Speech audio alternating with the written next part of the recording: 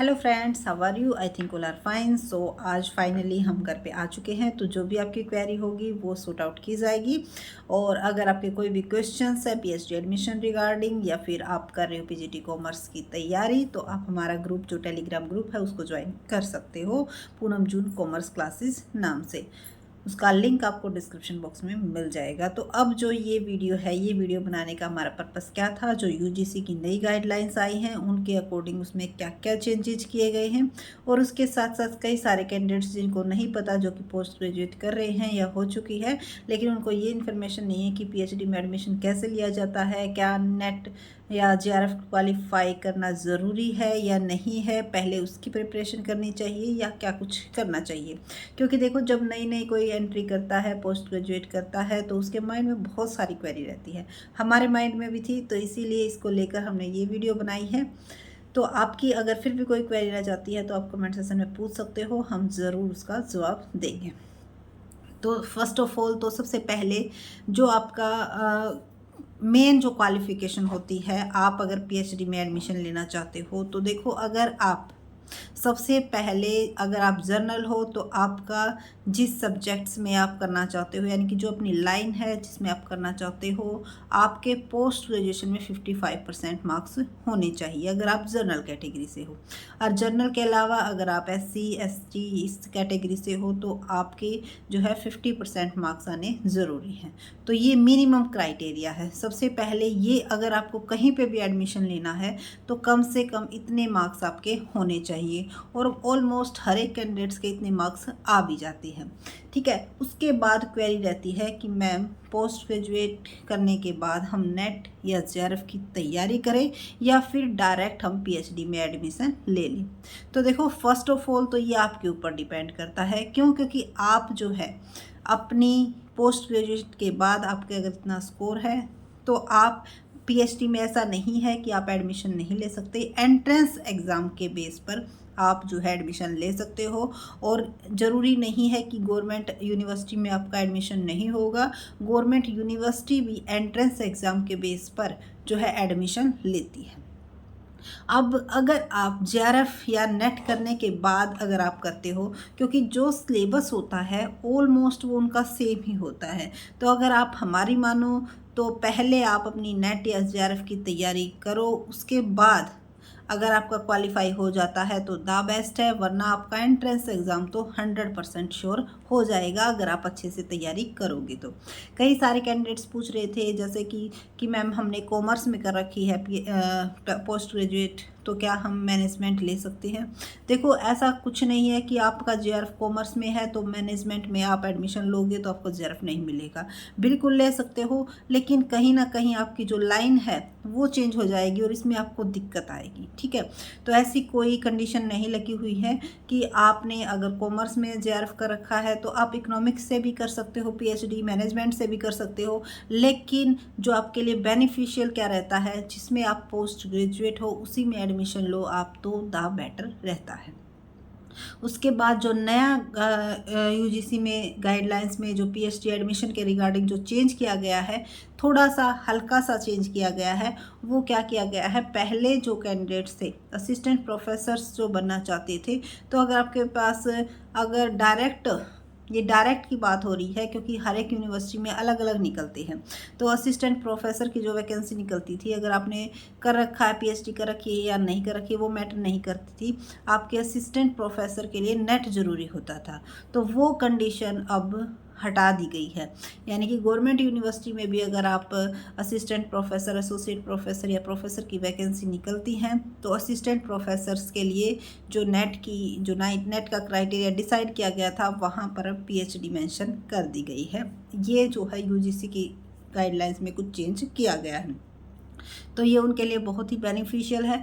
जिन्होंने पीएचडी कर रखी है लेकिन नेट क्वालिफाइड नहीं था, तो अब वो भी असिस्टेंट प्रोफेसर्स के लिए अप्लाई कर सकते हो अदर यूनिवर्सिटी में, क्योंकि अलग अलग यूनिवर्सिटी में निकलती रहती है वैकेंसी, तो वो उनमें अप्लाई करने के लिए एलिजिबल होंगे। अब बात रही, ये थी आपके जो एप्लीकेशन है, कौन कौन फॉर्म फिल कर सकता है, नेट या जेआरएफ होना ज़रूरी है या नहीं है। तो देखो, अब एक कैंडिडेट से यही पूछ रहा था कि मैम समझ में नहीं आ रहा कि मैम अगर नेट के बगैर एडमिशन ले लेते हैं पीएचडी में तो कहीं हमारा जो वही ना रह जाए। तो ये ज़रूर ये होता है, क्योंकि देखो ऐसा बिल्कुल इतना आसान नहीं है, ठीक है। सबसे हाई डिग्री है तो आपको वहाँ पे वर्क करना पड़ेगा, और आप ये सोच रहे हो कि पीएचडी का कोर्स वर्क भी हो जाएगा और उसके साथ साथ आपके जेआरएफ की तैयारी भी हो जाएगी, क्योंकि मेन जो है मैटर करता है। अगर आप जेआरएफ करने के बाद एडमिशन लेते हो तो उससे क्या होता है, देखो आपके पास एक सफिशेंट अमाउंट आपकी जो भी पीएचडी में वर्क रहेगा, जो भी काम रहेगा, उसके लिए आपके पास अवेलेबल होगा, क्योंकि शॉर्टेज ऑफ अमाउंट होते हैं। इतनी इस लेवल पर अगर हम पहुंच जाते हैं तो कुछ ना कुछ हमारे पास अर्निंग की भी कैपेसिटी होनी चाहिए। और अगर आप रेगुलर एडमिशन लेते हो, अगर आप पीएचडी में रेगुलर एडमिशन लेते हो तो उसके साथ साथ अब आप अदर कोई काम नहीं कर पाओगे, और ना ही आपका जो यूनिवर्सिटी है वो आपको इस चीज़ की परमिशन देगी, क्योंकि रेगुलर बेस पे अगर आप कोई भी चीज़ करते हो तो आपकी एक ही जगह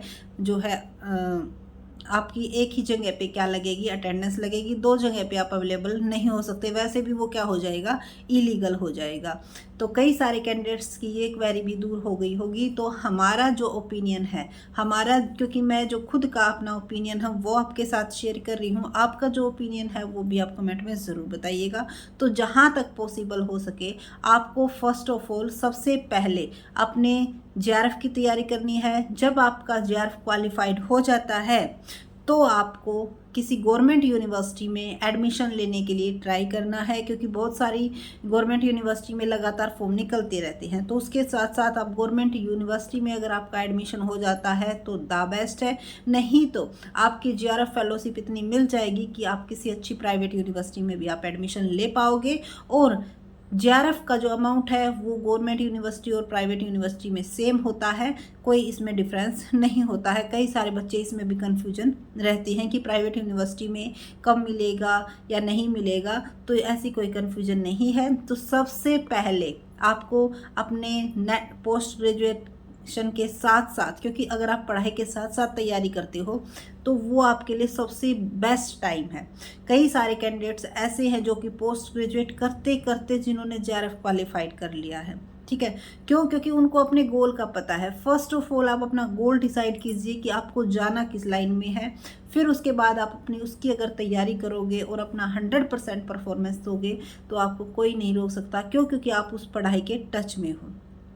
तो पोस्ट ग्रेजुएट के साथ साथ आप अपनी जो है, अगर आपको नहीं पता है तो आप कोई कोचिंग सेंटर ज्वाइन कर सकते हो और उसके साथ साथ आप तैयारी कर सकते हो। आपको अपना जो टाइम है वो वेस्ट नहीं करना है, क्योंकि अगर यहाँ पे आप आके टाइम वेस्ट करते हो तो आपकी जो पीछे वाली है वो सारी पढ़ाई वेस्ट हो जाती है। तो पोस्ट ग्रेजुएट के साथ साथ आप नेट जेआरएफ की तैयारी कीजिए, क्योंकि इसके साथ साथ आपकी जो पीएचडी एंट्रेंस एग्ज़ाम है वो भी तैयारी होती रहेगी। और जब आपका जेआरएफ क्वालिफाइड हो जाएगा तो आप पीएचडी में एडमिशन ले सकते हो। पहले एडमिशन लोगे, लेकिन उसके बाद अगर आप तैयारी करते हो तो कहीं ना कहीं इस पर बहुत ज़्यादा इफ़ेक्ट पड़ता है। तो हमारा मानना तो यही है, सबसे पहले आप कोशिश कीजिएगा कि आपका जो टेस्ट है वो आपका क्वालिफाइड हो जाए और उसके बाद आप एडमिशन लो।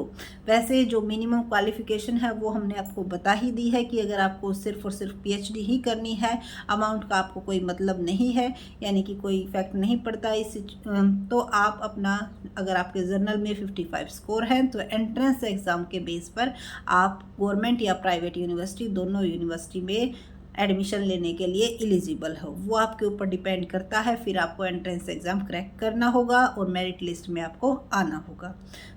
अगर अब भी आपकी कोई क्वेरी रह जाती है तो कमेंट सेक्शन में ज़रूर पूछिएगा। जो भी क्वेश्चंस आते हैं हम आपको अपनी वीडियोस के थ्रू उसकी इन्फॉर्मेशन दे देते हैं। तो अगर हमारी वीडियो आपके लिए हेल्पफुल रही हो तो वीडियो को लाइक, चैनल को सब्सक्राइब और शेयर करना न भूलें। Thank you so much.